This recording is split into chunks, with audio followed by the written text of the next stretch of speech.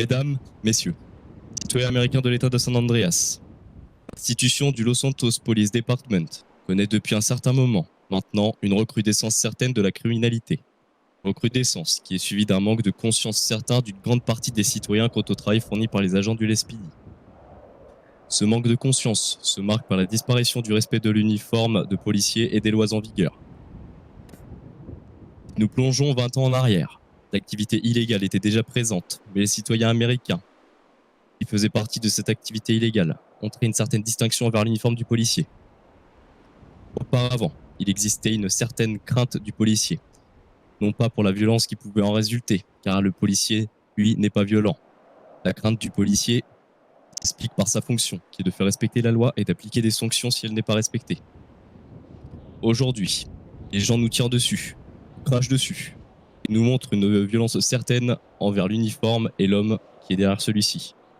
Nous ne sommes pas en sécurité pour exercer, et nous ne sommes pas non plus en sécurité pour vivre notre vie de citoyens américains. L'attitude des officiers de police se marque par le traitement que l'on inflige.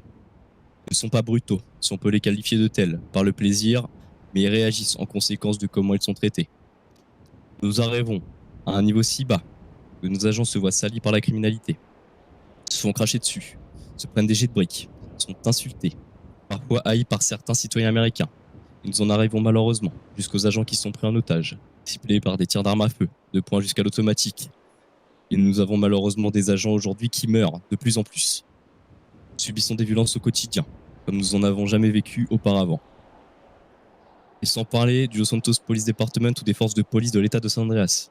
Des services publics, tels que le service médical de Los Santos, sont également victimes de rackets durant leur service. Tout de même de gens qui sauvent et qui soignent, des médecins, des médics qui sont là pour votre santé.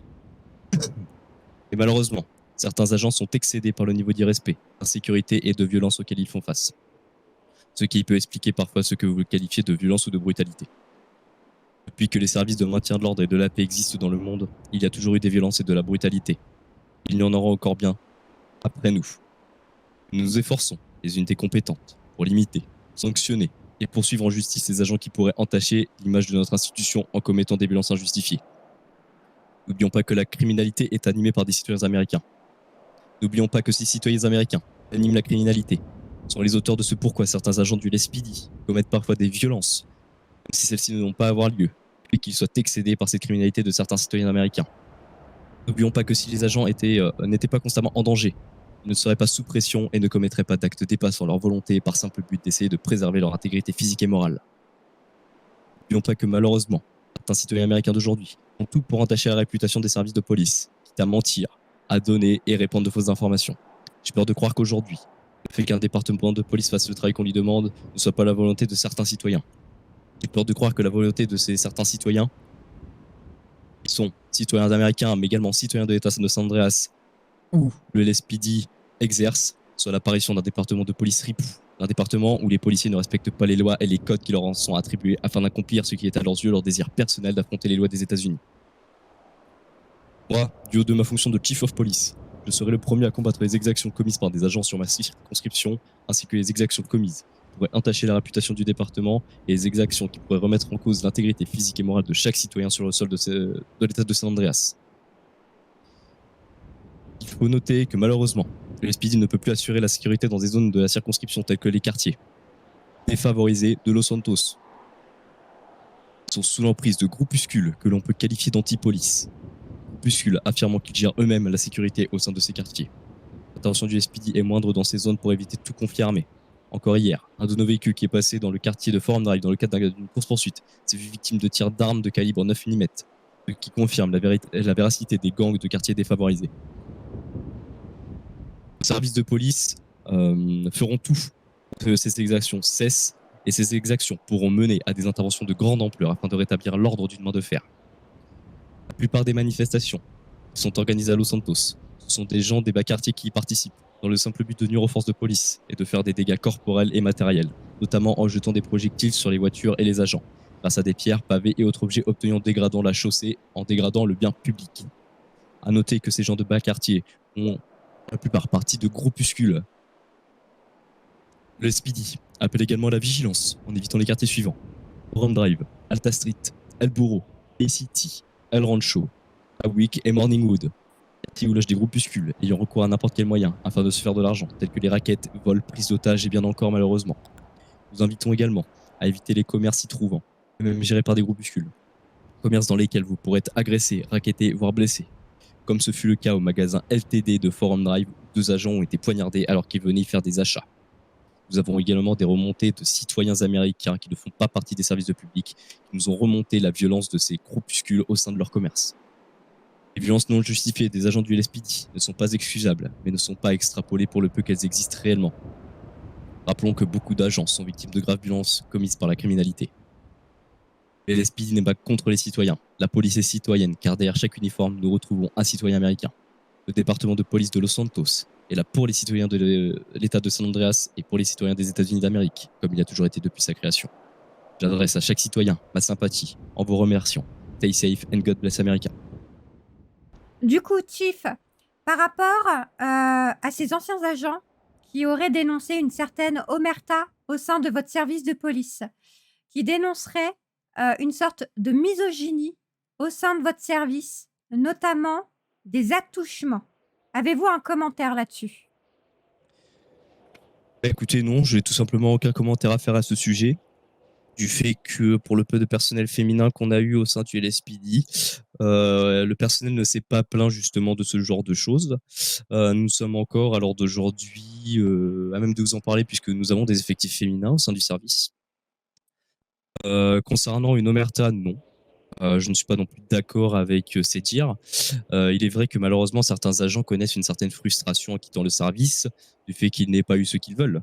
Et c'est comme ça malheureusement partout, dans toutes les institutions ainsi que dans toutes les entreprises. La frustration fait que, à l'heure d'aujourd'hui, malheureusement, les gens préfèrent mentir et donner une mauvaise image à l'institution dans laquelle ils étaient, plutôt que de relever les points positifs qu'ils auraient pu relever justement.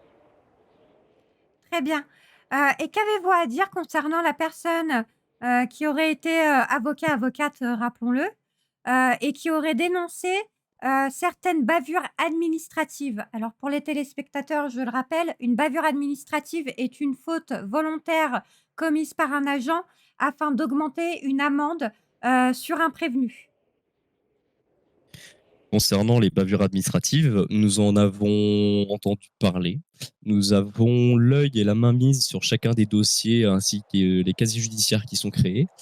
À savoir que nous luttons justement contre les bavures administratives qui pourraient avoir lieu.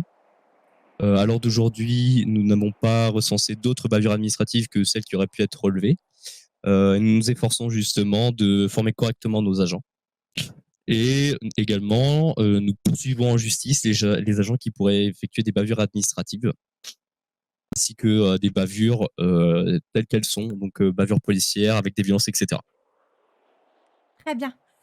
Et qu'avez-vous à nous dire concernant ces agents qui sont toujours au sein de votre service ou qui l'ont quitté et qui aujourd'hui auraient une sorte de dépression suite à leur service auprès de la police de Los Santos? Comme j'ai pu l'évoquer dans mon discours, malheureusement, nous faisons face à une criminalité qui est telle que nos agents sont constamment sous pression et se sentent sans arrêt en insécurité. Ce qui fait que oui, des fois, nous pouvons avoir des agents qui connaissent une baisse certaine du moral, quitte à oui, effectivement, partir en dépression. C'est pour cela que nous, le département de police de Los Santos, nous essayons tant bien que mal de d'aider ces agents qui sont victimes de dépression quand nous le sommes au courant, parce que malheureusement, nous ne sommes pas au courant des dépressions de certains agents.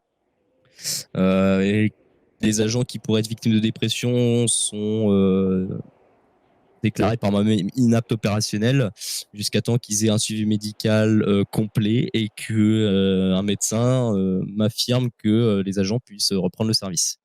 Nos agents, malheureusement, à l'heure d'aujourd'hui, oui, sont confrontés à certaines baisses de morale au vu du comportement des citoyens américains d'aujourd'hui.